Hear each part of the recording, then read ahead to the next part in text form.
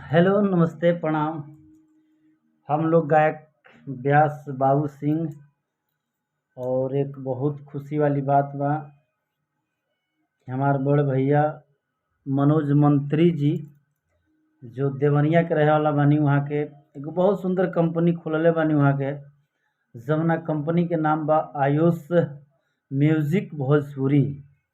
आ जो कंपनी के डिजिटल हमार देखे वाला बहुत अच्छे मित्र हमारा विक्की बबुआ जी बानी।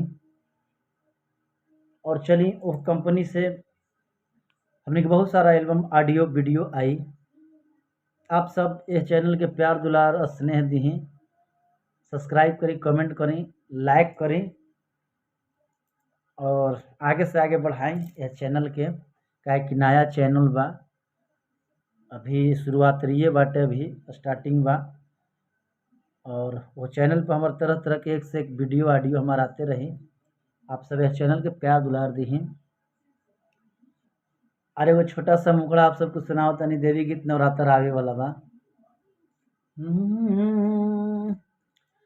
कि सुंदर सुहागिन बाड़ी, कि सुंदर सुहागिन बाड़ी, कि माई हमार झुलुहा लागल बाहो माई, निमिया के डाढ़ झुलुआ लागल बाहो माई, निमिया के डाढ़।